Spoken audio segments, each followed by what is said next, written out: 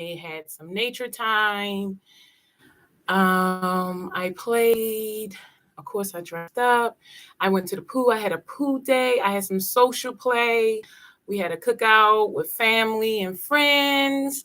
So I definitely de-stressed this weekend. I feel renewed and rejuvenated to come back in and talk this week to you all about stress and stress management. Where are you located? We got about 2 more minutes. So where are you located? I'm located in Raleigh. Put in the chat where you're located. And how do you feel after this weekend? Did you de-stress? Did you play? Did you do anything that made going back to work on Monday a little easier? Share with me in the chat. And we'll start in about 1 minute or so. Ooh.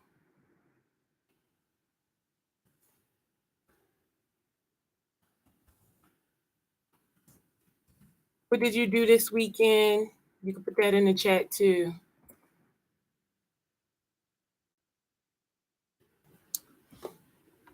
I am live on Facebook, YouTube, and LinkedIn. And I am going to talk about stress and stress management today. And we have many different topics that we talk about. And so about 1 minute, I'll get started. How was your weekend? What'd you do this weekend? Did you de-stress? Did you de-stress, work-life warriors? Did you dread getting up, going to work this morning? Did you feel excited? Share in the comments. And I'm going to get started in about 1 minute. Want to give people some time to break and come on in so we can talk about stress and stress management and play. So it is 12 o'clock and I am Ebony Davenport. I teach stress management. I help people learn how to manage their everyday stresses so they can balance work and life. Stress is a big part of life. I teach over 50 tools, tips, techniques, and tricks to manage your stress that you can implement in an already busy life. And so each week on Mondays at noon, we will talk about a different topic. The first topic was stress management. The second topic was play. And today's topic is diet. But before we start talking about diet, which is one of the 50 tools, tips, techniques, or tricks to reduce stress, reduce the cortisol in your body, diet is a really big one. It's foundational. So this week's topic will be about your diet. So let's just start with stress. What is stress, right? Everybody knows what stress is, but it's kind of hard to talk about. It's kind of hard to talk about outside of just saying like, I'm so stressed, right? We don't really have the words to articulate that we're stressed and how stress is affecting our mind and our body. We just talk about our stressors, right? And we use that as a way to kind of release the stress, just to talk about what is stressing us, right? We don't really have the words to explain how stress affects us mentally or physically, and how it's affecting our engagement and productivity with life, and how it is decreasing our total quality of life, right? We all have different ideas about what stress is, what stressors are. There's no one definition, unifying definition of what stress is. We all have different definitions because we all have different stresses. In Eastern philosophy, stress is considered the absence of inner peace. In Western culture, stress is the loss of control. So, the reason why stress is so problematic is because it's ambiguous. It's everywhere, it's omnipresent, but it's ambiguous. And it just differs depending on the person, the circumstance, the perspective. We all have different ideas on what stress is.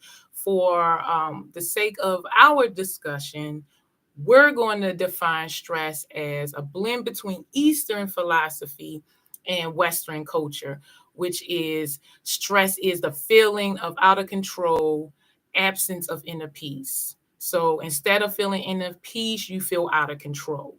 So there are three steps to stress. There's perception, which is appraisal. There's coping, and then there's adapting to it. So our perceptions of stress really matters more than anything, because stress could be, positive for you, good for you, or it could be harmful for you depending on the way that you think about stress. When we talk about stress, we normally talk about the bad stress, right?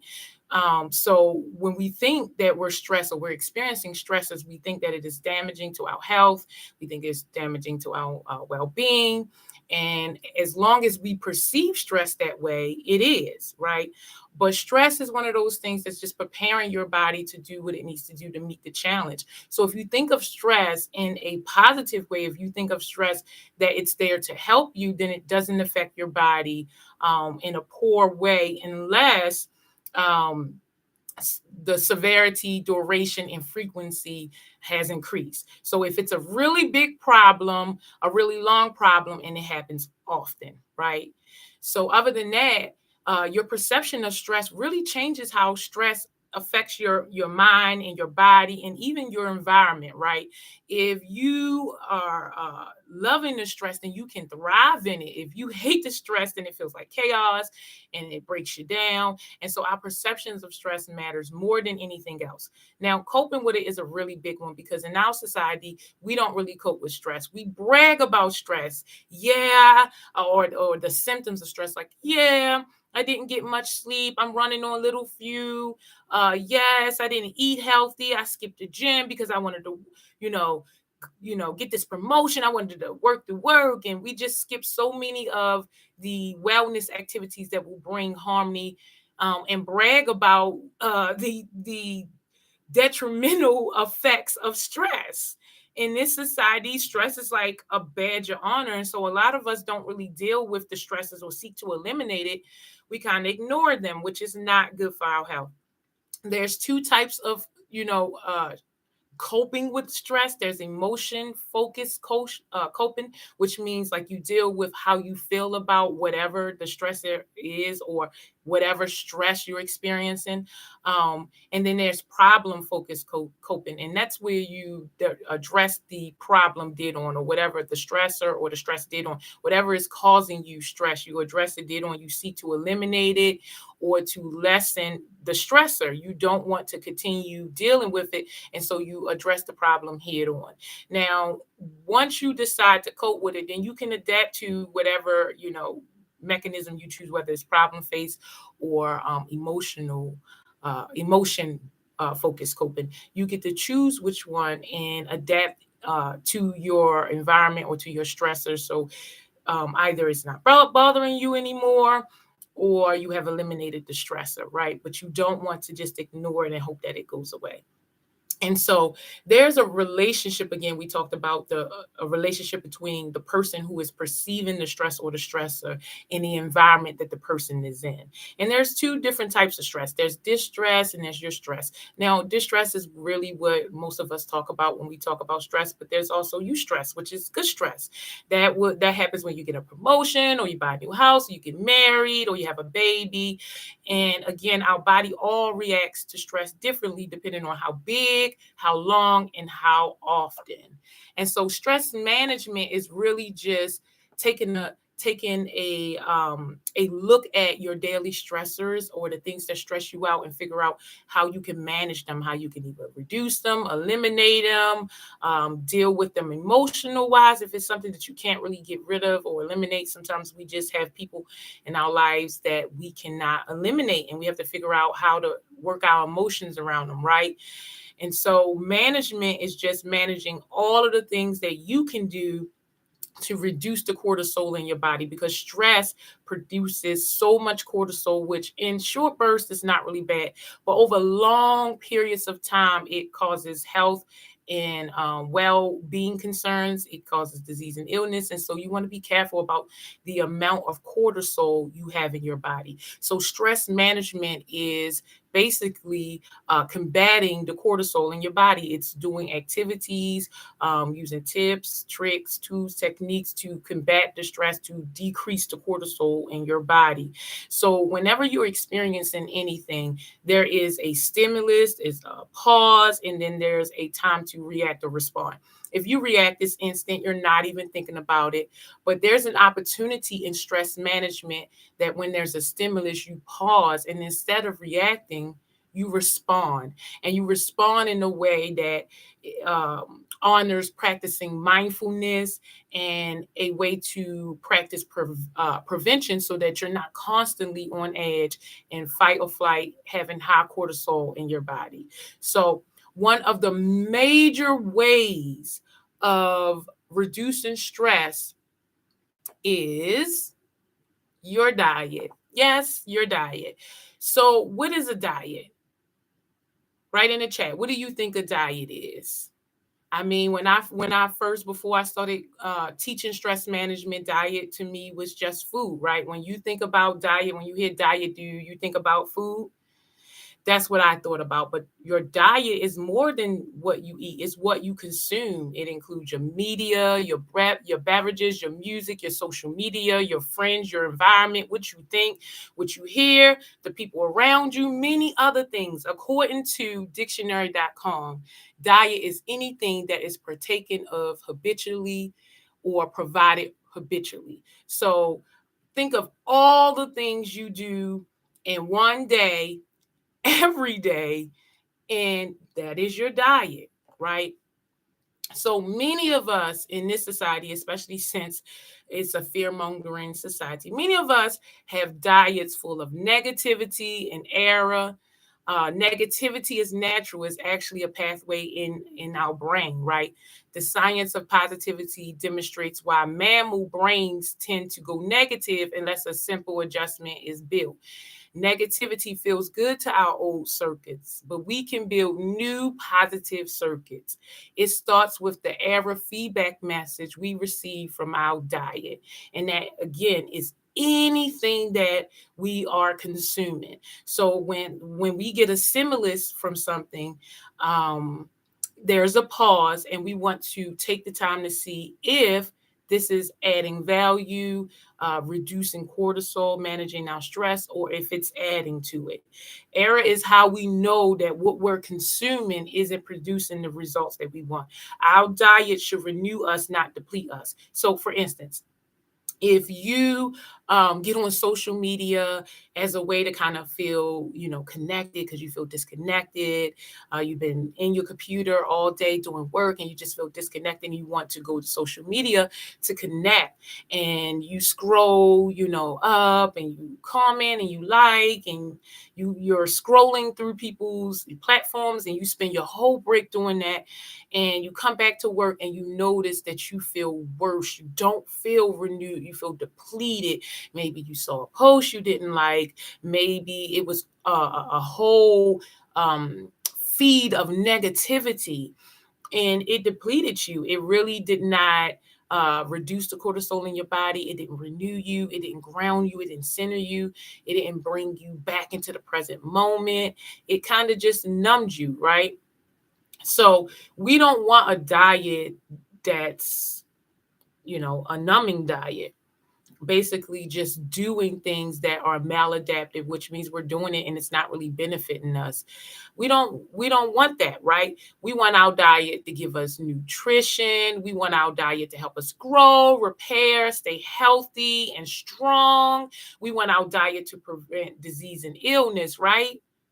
Right? So think about it like this. What is the very first thing you consume when you wake up in the morning? Do you reach over and get on your phone? Do you get on social media? Do you check your text, your emails? Do you eat something real heavy early in the morning? Do you take a glass of water? Do you practice gratitude? Do you write in your journal? Do you pray? Do you meditate? What is the first thing you consume when you wake up in the morning? The first thing we consume when we wake up in the morning matters because it sets the tone and the precedent for the day. It ignites our energy, and we need to be active throughout the day. So, again, we talked about social media. If you notice that you scroll on social media and it depletes you, do you want to start off your day with social media? You need energy all throughout the day. And if you start off your day depleted, how will the rest of your day go? So you don't want to touch social media until it doesn't matter if your energy will be depleted. So at the end of the day, maybe check social media because you're on your way to bed and you want to deplete energy, but you don't want to check social media in the beginning of the day when it's setting the tone or the precedent for the day. So changing our diet is the first step towards changing our lifestyle and managing our stress. Yes, I know we are what we consume. So we have to be picky and choose wisely. If we want peace and happiness and joy and all the beautiful positive things in our lives, we must consume more positivity than negativity. We must eliminate any self-sabotaging thoughts and behaviors that are counterproductive to our goals and dreams. You don't want to continue to do things that are maladaptive to you managing your stress. If you perceive any experience as negative, it will be hard to perceive the world as positive, right? So if you having all of these individual experiences and your perception of the world is negative, you're a pessimist, and everything is so negative, then everything or your view, the lens that you see the world will be negative, and it will be hard to see the world in any other way, especially positive, if you're experiencing your everyday experiences as negative, or the ways that you are relieving your stress are negative and maladaptive and not helping, right? So you want to make sure that in order to have more positivity, you feed yourself more positivity, you consume more positivity. Your diet is based on positivity, on solutions, on the things that renew you, make you feel good, make you feel happy, make you feel joyous. It's important that you do that, not just for you, but all of the people around you. You have so many people that depend on you. You have you have family, you have friends, you have a job, you have a community. We have so many people that depend on us. And so both professionally and personally, we have to perceive the world positive in order for us to receive the world as positive. So we have to take the time to lean in and further understand our consumption. And we need to put a limit on the engagement and with negative people or consuming negative things and people. We have to, manage our lives and manage the things that's producing stress or cortisol in our life. We have to manage it, and we have to do that through everything that we consume, right? It is our responsibility to be accountable for our lives. And so one of the big accountabilities point is that, again, no one is coming to save you. No one is going to manage your stress. It is your responsibility. No one is going to take care of your health and wellness. Again, it is your responsibility. So the best bet is to find like-minded people, find a tribe, find a community, whether that's on social media, around you, so that when you're consuming anything in your diet, it's positive. It helps to renew you, it helps to restore you, and it helps to help you engage in life so that you can be more productive in life and add some much needed value in the world. So for reflection time, think about what you consume daily. Think about if you like what you're consuming daily, right? Because it matters if you like it. Sometimes we take on information and we don't even realize we don't like it, but we're addicted and we continue to take it on and we don't like it. The third reflection is it adding or taking away from your health and vitality? So is it helping or is it harming? If what you're consuming is helping, then continue to do it. If it is harming you, then eliminate it. And the last question before you spring into action is, do you need to change your diet? After you have reflected on what do you consume, do you like what you're consuming? Is it adding or taking away from your health or vitality? You need to consider, do you need to change your diet? I absolutely had to change my diet. When I first started practicing stress management, I realized that I was consuming nothing but negativity, which was not helping me to renew and get more engaged with my own life so that I could produce something of quality that I could be proud of.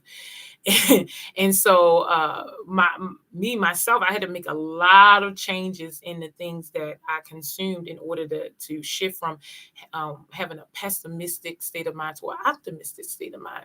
And it's really changed the quality of my life. So please tell me, share in the chat, what do you think about diet? Have you ever thought about your diet that way? When you reflect, please share with me, did the reflection help? Do you need to change your diet? Do you have a community, people around you that are positive, that can help encourage you? You have a community online with us, with the Work Life Warriors. We can do it together. We will manage stress together. As a matter of fact, every Monday, we will come on and talk about a new tip, tool, trick, and technique to manage stress every Monday at noon. On Wednesdays, we will practice deep breathing, which is another foundation of stress management. Between diet, exercise, and breathing, those are the top stress management techniques that directly, impact cortisol. And so I talk about on Wednesdays at noon, we do a wellness work break, which is deep breathing exercises. On Friday, we do laughter yoga. Is Fun Funny Fridays. I do a combination of things, but most of the time it is laughter yoga at noon. And that is one of the fun ways to reduce stress and cortisol in your body, between play and laughter yoga. And so on Fridays is a combination between play and laughter yoga. And also I do laughter yoga on the Sundays at the park. Find out more information on that. And again, we are your community. All of us as Work Life Warriors have to be warriors for our wellness and work together and create the environment that we need so that we can thrive, right? And so I am starting my stress management fun shops again. The first one will be on August the 20th. If you would like to attend, it's in Raleigh. Other than that, I'll put the information in the chat. But other than that, I will be online at least, 3 times a week. I post information on all 3 of my sites. Well, I have more than 3, but um, the ones that I use the most are YouTube, LinkedIn, and Facebook. And so all of my information is out there. Please visit me on those sites. Um, yeah, there we go. Please visit me on those sites. And I hope that this helps. I hope that this serves. Please share below if it do, if it helps serve you, if you learned anything, if you're going to try what we talked about, if you're going to attend my fun shop on August the 20th. I will have a monthly one every August. I think it's the third Saturday of each month. I'll have a fun shop. And please contact me if you have any questions or if you want to talk about stress and how diet affects you. I just want to be that resource or that community where we can talk about stress and manage stress, because this living is a shared experience. And so incivility is a real thing in society, and it affects everyone. So when people are having a bad day and not managing stress well, it affects everyone in their life. It's a trickle down effect. So I just want to do my part and, clear up my own stress and help others clear up their stress so that we all can add some much needed value in the world, instead of just being stressed out or burned out and disconnected from life. So I hope this helps, work life warriors. I will see you Wednesday at noon for our wellness work break. Um, I hope you enjoy yourself. I hope you have a great day. See you later. Take care.